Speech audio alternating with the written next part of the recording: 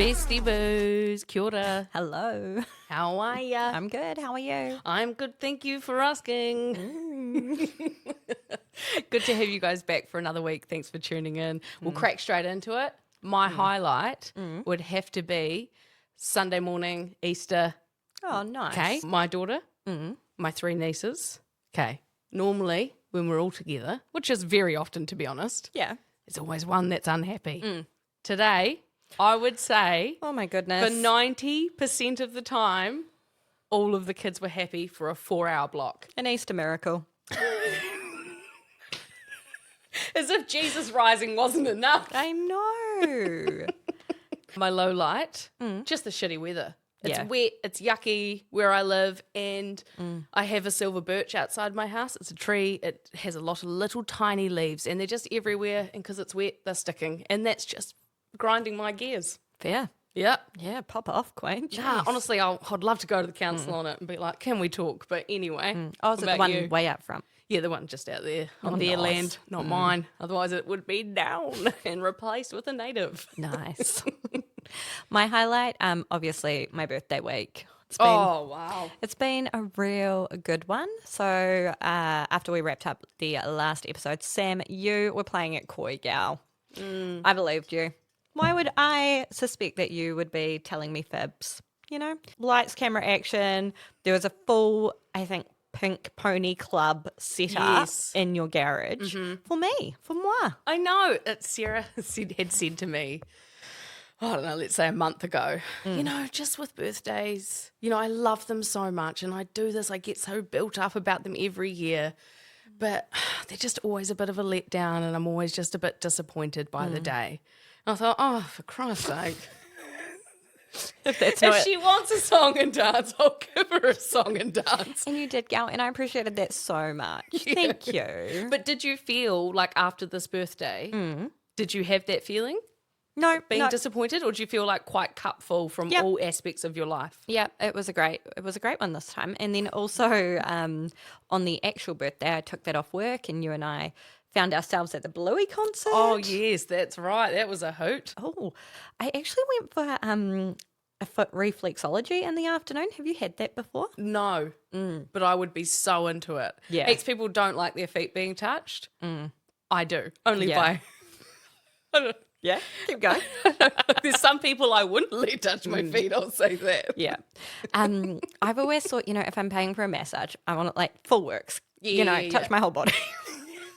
And Slap me silly, mate. actual, but then the place that I go to, normally they were telling me about the reflexology that they do, and actually the girl who does it, she's quite like intuitive, and quite often she gets like words come through when she's touching your feet. Sorry. Words that should mean something to maybe you. They have. It's almost. I don't want to say psychic because it's not, but it's in that realm. Okay. You know.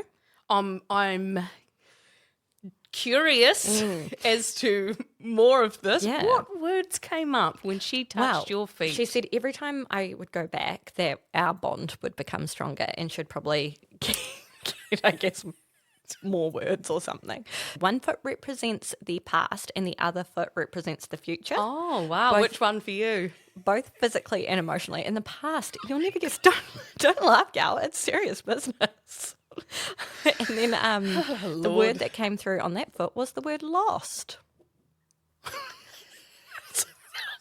So I said to her, boy, do I have a podcast for you. Tune into episode 2 and hear all about my family drama, gal. I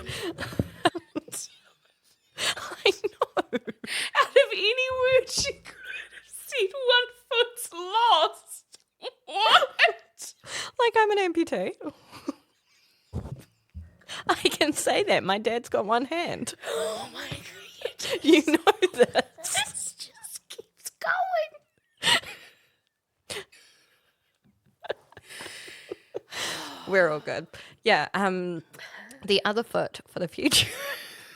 Yeah. She said, just a lot of hip and back pain to come. I know. I was like, yeah, fair. I have now hit mid-30 territory, so I am well in there. One foot's lost and the other one's getting hip. That just sounds ridiculous. Honestly, though, I loved it and would highly recommend. Yeah, no, I wouldn't. I'm not bagging her. She's sure she's very. But to be honest, I pretty much just paid 150 odd bucks to have a nap. I was like, lights out. I know. Well, how long did she touch your feet? I want to say like 50, 55 minutes. Oh, okay. God, thank God. It's not like that other time I went suppose for most people would need like $1,000 to touch someone's feet for that long. Oh, it was so good. I've never had each individual toe massaged like that. Well, I bet not, because one of your foot's fucking lost. There's nowhere it's been. I know. Anyway, highlight in general, moving on from that, was just my birthday week. It was a great time. Though, like, I haven't really had one. It's been... Well, you wouldn't with your feet being touched like that, would you? No, I've had a great week because then I just went back to work for like 2 days and now I've taken the 3 days off in between the 2 long weekends. So I'm in a run of a 10-day off work period. So... Oh, gal, living it up. I know. It kind of feels like those days in between Christmas and New Year's. Like I'm not really sure what's happening or what's going on or anything. But yeah, been good, thanks. Another highlight that we just can't skip past. Up to Waz, baby. Oh my goodness. Sorry if you don't support rugby league or the NRL, but we certainly do. And the Warriors played the Broncos and got up in golden point time. Thank God. Oh my goodness, it was 50-metre so field stressful. goal. It was just a very stressful situation. And I was thinking about this week, the episode was going to be a bit of mum chat stuff. And it got me thinking about the time when you told me that you were pregnant. And you told me when we were watching the Warriors. Yeah, I did because like at that time whoever was in the friend group had the Warriors on that week. We would go to their house. Pretty much whoever could get access to a Sky Go account that their family members weren't using. That was the state of play. Yeah, accurate. And I think the week before we'd actually been to a Warriors game in person at the stadium. And I remember I was pretending I was having some drinks, but really I wasn't. And then the following week, it was Lana's turn to host. We go to her house. Yeah. I arrive and I take off my jacket and I'm not wearing my Warriors jersey. And that was just like, we didn't do that. We always wore our Warriors jerseys. We were religious back then. We don't do that so much now. Anyway. Probably because they don't fit, Dale.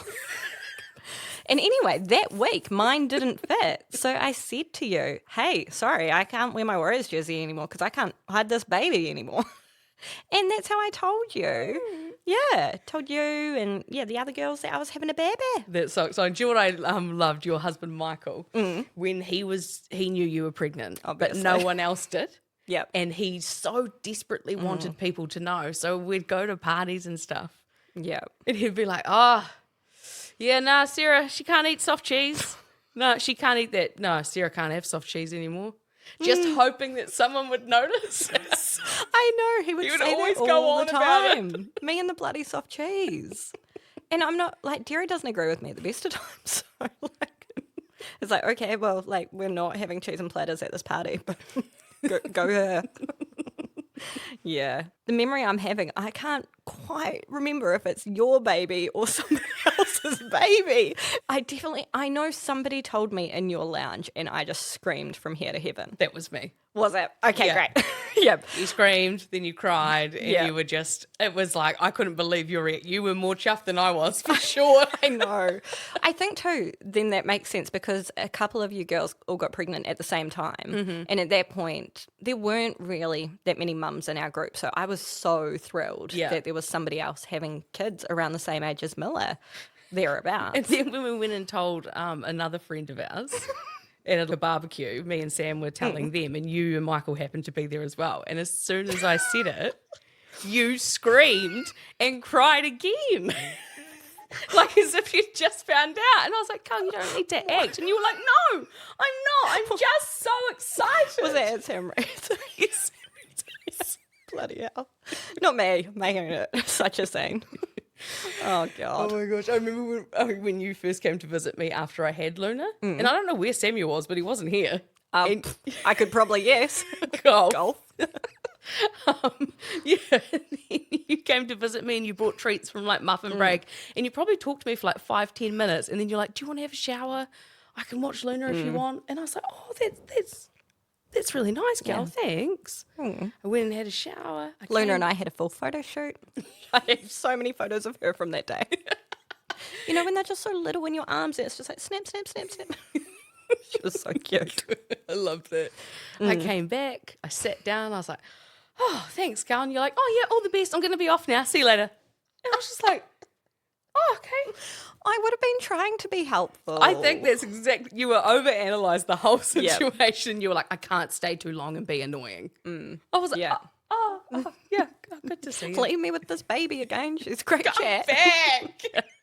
I don't know what I'm doing. You know, in my mind, it would have been like, let the gal have a shower. I do remember being like, wash your hair, like, do whatever you want, like, have a great shower and just relax. And I got her. Yeah, she was all good. Oh, mate. Yeah, bless them.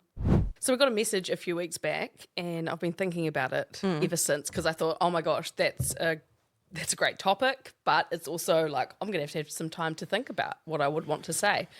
Emma messaged in and she said, I would love to hear about you being a mum through loss and grief, Sam. I thought, wow, yeah. That's, sit down, pour a drink. Yeah. On top of everything else, you had to be a mum. I know.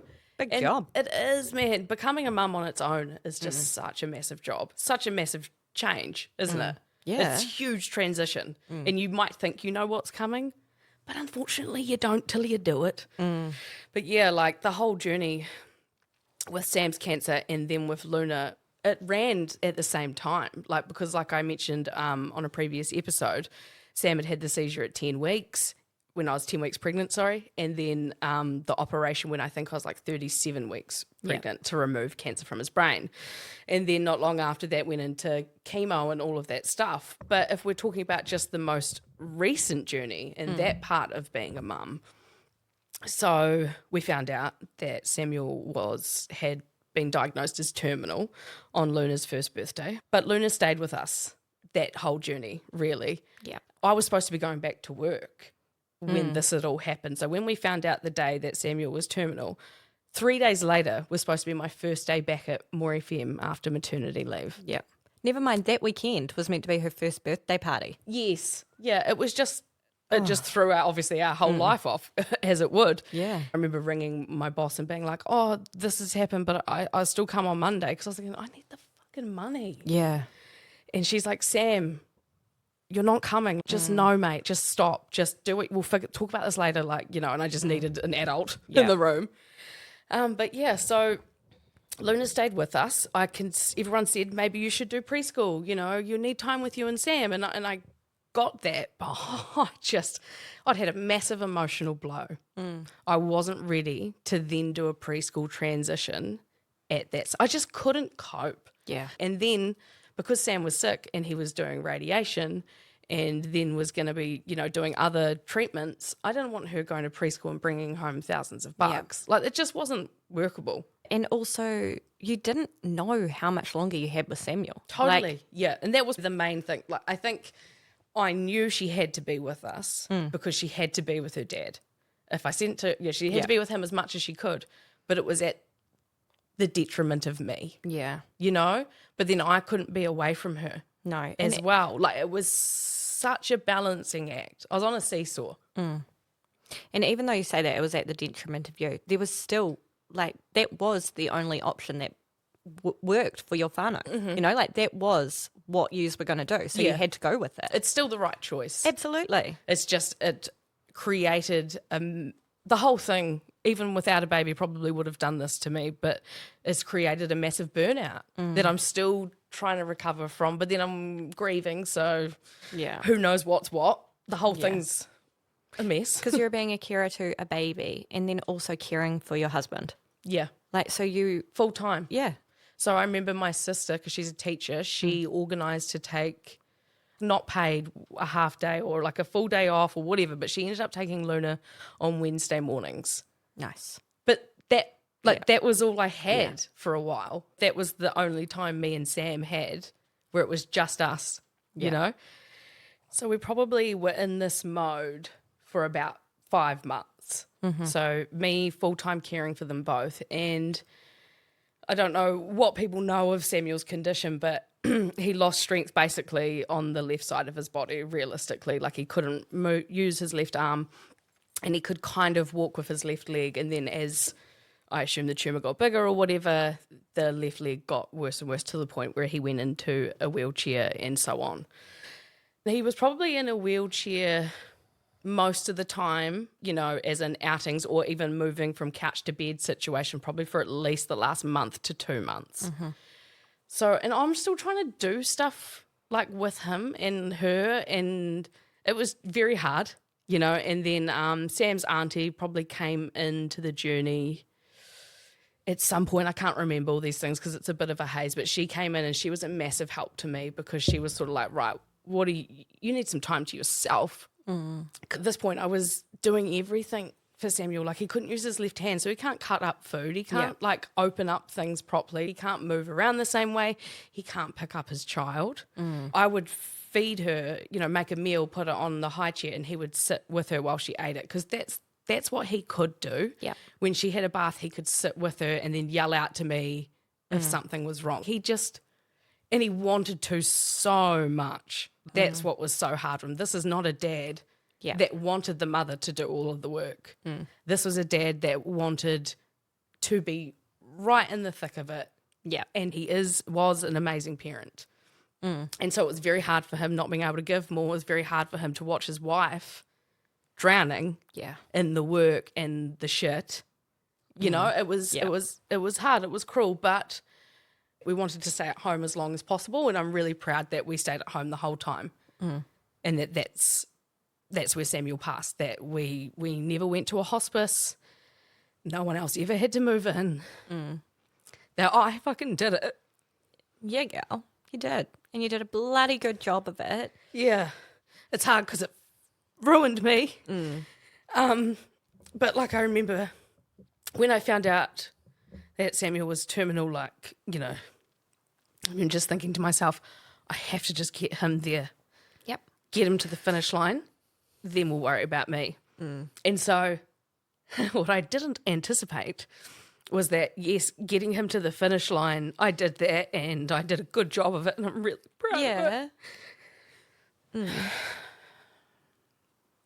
But it wasn't over because once he died, I was gutted, heartbroken, smashed, and I had to be a mum still. So it was so hard to be a mum during that time with Samuel when he was sick, you know, like just the physical care of physically caring for them both and emotionally and worrying about the future. That whole burden was just a lot. And I did have help. I wasn't completely alone, but no one was living with me in my house, and that was our choice, but it was still really it doesn't mean it was easy. Yeah, totally. Yeah. And so once he's passed on, it's like I don't know why I told myself that maybe I would have a chance, but I didn't give myself that chance. Well, because even like just physically, though, half your job no longer had to do. You didn't have to do the physical caring for Samuel anymore. You didn't have to shower him. You didn't have to do everything you had to do. So maybe that's why you thought, okay, it'll get easier because physically just got one person now. Yeah, physically it did. But the reason I could do what I did for Samuel and Luna was because I had my person. You know, Samuel physically could not help me, but he was a constant source of support and of validation. Yeah. So when she's woken up for the third time in the night and it's already been a marathon of a day, you know, and I get back into bed and he's probably slept through it, bless him, but, you know, he might feel me getting back into bed. He goes, oh, not again, babe. And, oh, you're just doing so well. I wish I could help you. I'm so proud of you, babe. And he would really, you know, and that's probably the biggest thing I miss in terms of parenting. Yeah. Is that. For sure I miss having another parent to do the physical work around here with Luna and the house in general. God, that apparently got to take care of those too, Sarah. Yeah. Who would have thought lawns don't cut themselves? Wild out here. Even though I wish I had that support, of course, and I think every solo parent, single parent out there would say, it would be nice to have help. The part I miss the most is the teammate, is the someone who cares about her as much as I do. And I do think there are people in my life that love her as much as I do, but they're never going to be her parent, and I'm the only one. And so I think that mental load sits with you completely. And it panics me at times because just putting on the mum hat now, taking off the so desperately in love with Samuel hat and putting on the mum hat, I think I feel guilt. And I don't think I should logically, but when I see her with men, you've seen it. Yep. She just gravitates, eh? Like Certain ones. Yeah, gosh, yeah. Like her and I have a nice wee bond. And then, as soon as we've got this one particular friend from Australia, and as soon as he pops over, bloody hell, it's as if she's never seen me and has zero relationship with me because all eyes on him. Yeah, she was absolutely smitten. She was. And she is like that with certain men, and it's hard. I tell myself that's her grieving. Yeah. Like she's missing her dad. That's what she wants. She doesn't know it. And if she had him round all the time, that she would have that energy or that excitement or whatever she's doing, that would be her life. Yeah. Yeah. She could have had that every single day. And so for then being her mum, it's really confronting. It's really hard. And I try to just push that shit out of my head as much as I can and try to enjoy the moment.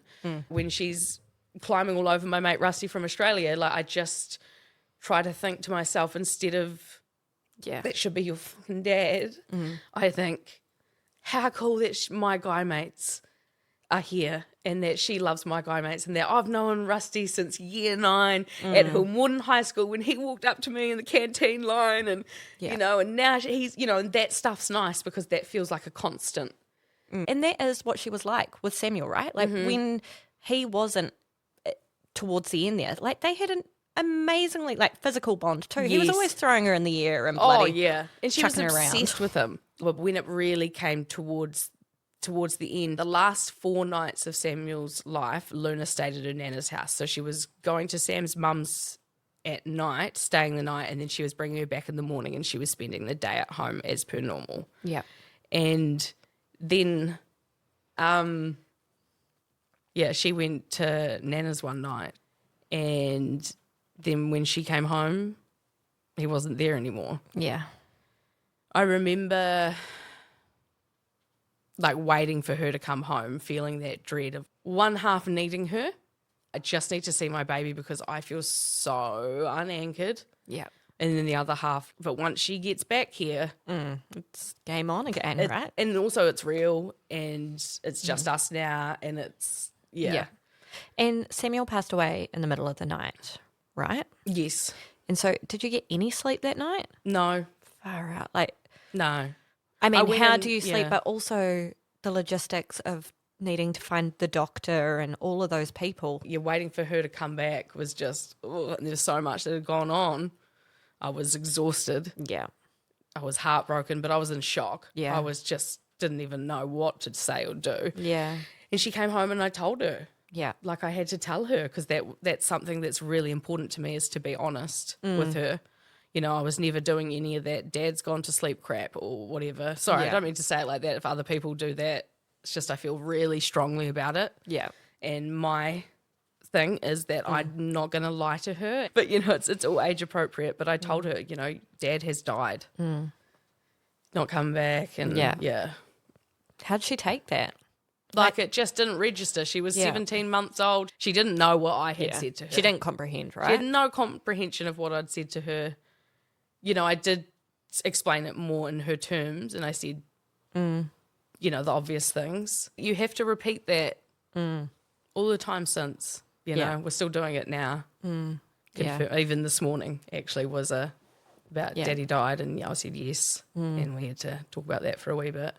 But not all the time. It's not like she's asking me every day. For the first few mornings.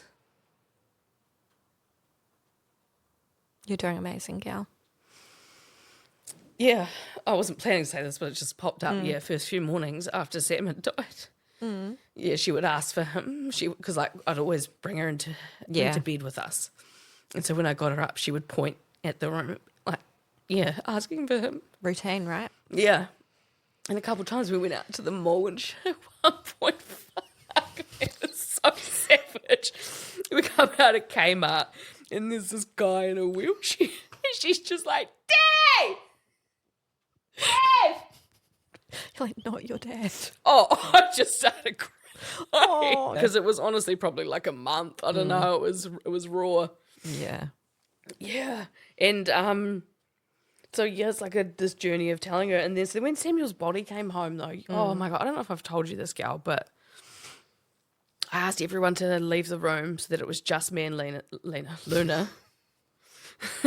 Sarah laughs because Luna has a friend at preschool called Lena. Yeah, there's a lot of Lena chat around, but it just sounded like you forgot her name. I don't know who my kid is. It's good to have a laugh amongst the tears. You're doing great, gal. So I asked everyone to leave the room when the casket came home. So me and Luna went over to Samuel, and I had no idea what to expect from this 17-month-old girl. Like, I didn't know if she was going to sort of look and go, get upset, feel like, no, I don't want to go near it, run away. No idea. But she was just like, oh, Daddy! And she just walked straight up to him, kissed him, climbed into the casket, and just lay on his chest. Bless her heart. So we kept Sam at home until his funeral. There was at no point where she seemed to be upset with his state. And I just, like she was just sort of like... She just somehow understood. But she developed that really close relationship with Poppa. So that was a godsend for me in those days because it's like Poppa, Sam's dad, she just had fallen so much in love with him as Sam was sort of declining. It's like sliding doors in a way. Yeah.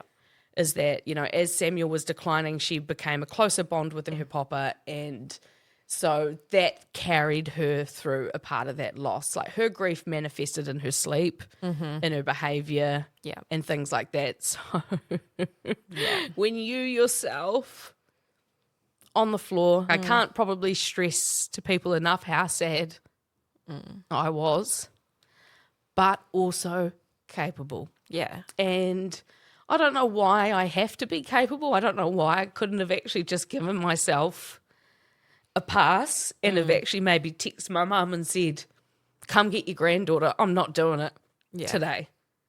Like I never just wallowed for a whole day. Like here I was, I don't know, fucking 2 weeks after he's dead, and I'm at the Air Force Museum around the corner with her. And some lady who listened to More FM, she's walking past, she recognises me and she's like, oh, hi Sam, oh, this must be Luna. And then she's like, sorry to hear about your husband. And it was just casual, and it's not her fault. I shouldn't have been there. Like it was too soon, but I was trying to tell myself what I was supposed to do. I'm like, I'm supposed to look after I put her first. And I know that's what you are supposed to do, but it was a lot. Yeah. And it still is a lot. It's gotten easier though, the older that she's gotten, and I do have great support. You're a great support. You've taken care of Luna for me for things like if I've had to go get an infusion for my MS or whatever. You help out. Sam's auntie Tracy and her husband Kieran are an absolute godsend in my life. But unfortunately, Poppa, 4 months after Sam died, his dad died. Unexpectedly, a very brief... It unfolded over 2 weeks. Like he went to hospital and then 2 weeks later he'd passed away, and it was widespread cancer amongst other issues, like on top of that, the complications, I guess. And clearly he'd had all of this while he was caring for his own son, and he's a beautiful man, and Luna, absolutely adored him. And Sam has a brother as well, so that was... massive loss for him and for Luna and even me. Because I genuinely had come to you guys really love Poppa, really care about him. He was just so important to us, and I didn't have a dad. I do have a dad. He is in heaven, and Yeah. So And he was just so smitten with Luna too. Like, I remember at the time, I always had Fridays off work. So Yes, I'd come yeah. around here on a Friday That was with a the hot best. chockey after I dropped Miller off at preschool. And then at a similar time, he'd come and pick up Luna to like, and I remember one time he just took her to the supermarket or something.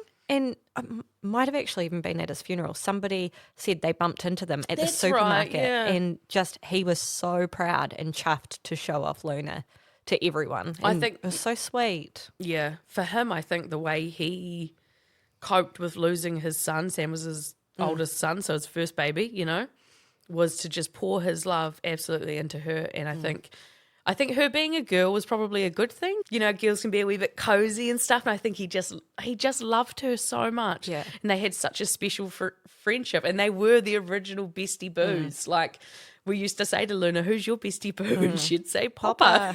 Not Yeah. mum, not dad, Poppa. I remember he would always go to the shops with her and Yes. come home with so many like little beautiful cardigans or like really girly things.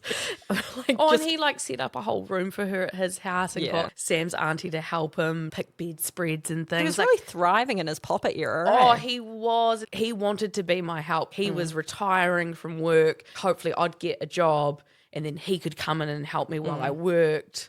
Yeah. Yeah, a And bit of it's- a family game plan set up. And then to have to tell your child again, Yeah.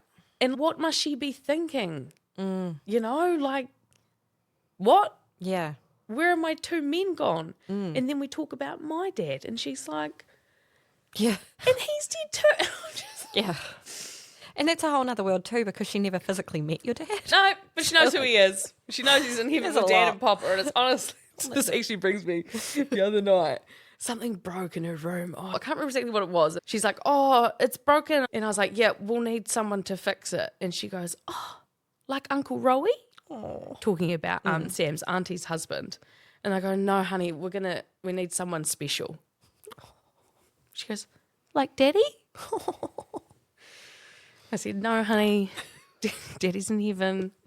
Daddy is dead. He can't fix it." Because you have to repeat. There's such a young age, you have to repeat everything. I'm like, "He can't help us fix it." And she goes, "Poppa?" And I All was these like, people you must say are so special. and I was like, "No, and you he just can't met the help either." electrician. Yeah. And she goes, "Granddad?" I was like, "No, don't worry about it. Just stop." Oh, bless her. At too least she much. knows, though. She knows all the special men in her life. Good on her. Fucking Oh, bless. gal, honestly. So yeah, that's motherhood through grief. There's probably so much more we could talk about, but that's as much as I'm willing to spend on it today. It's a hard task, gal. It really is. Before we head off, I can't play the audio of what Katy Perry said after she went to space, but oh my Lord, I just want to read it to you. So, you know, the gals all went up to space in the rocket for 11 minutes or whatever it was. She said, "We're not taking up space, but we were making space." She reiterated that the flight wasn't a ride, it was a journey, and that today they all felt like they belonged. Perry says the experience involves surrendering and leaving loved ones behind. You're hoping you get another chance to love them again. After what I've just talked about, I just can't take shit like that seriously. Katie, What the heck? pull it in. Man, some people, She it feels, feels like they're so out of touch. that's eh? what I was about to say about Katy Perry. Get a grip, gal. Yeah, What that's planet are interesting. you on? Not Earth. Well, she wasn't for 11 minutes. Oh, my She was goodness. officially in outer space, just above. I feel like everything just keeps coming out too. Like every day there's a new thing. I And you're know. like, okay, so no, even if you take aside from all the stuff, are we sure like that there was some weird thing that happened with Jeff Bezos and the door and like that whole stuff? But then for her interview to come out and it's like, oh, hon. What about when they're talking about how they were like, "Sing raw, Katie, sing raw," and she's like, "No, this is not about me. It's about the world." And then she sings to them, "What a wonderful world." I'll be like, "Fuck up, play firework." Oh, I've been to the Katy Perry concert. Oh, did ya? Yeah, it was The at one- California Yeah, It's it got was some good. great songs. Yeah, that was fun. I really liked that. It really did, start to go downhill after that. I know, because our hearts all collectively broke for her when Russell Brand broke up with her right before she went on stage. Oh, You know? that was mean. Wasn't it? It was so sad. And then to see her slap a smile on and carry on with it. Did you see what's happened to him? Are we surprised? Well, yes. Yes and no. You don't expect it to that extent, Gives gal. ultimate sex pest vibes. I know. Do you know what I think about now? The movie, it's Right. Get Him to the Greek, and there's a scene, and they're at P. Diddy's house, and Russell Brand's playing his character, whatever, and they talk about smoking a Jeffrey, which is some sort of joint mixed with a heap of different drugs, and that'll all black you out, and you won't remember anything. Yeah. Ooh, Yeah, that is. Oh. well, that wasn't a nice note to sort of end on, is it? No. It's your turn, as if you haven't done enough talking today. Have you bought a finisher? Nah, I forgot about that. You know what? I was at home this afternoon and I thought, I bet she's forgotten to do that. Did I remind you? No. No. Nope. So have you got something then? No, I just thought, nah, she'll pull through. Oh, man. Yeah. Oh, man. What's the difference between a good joke and a bad joke? Timing. But I'm dumb. See you. Bye. Christ.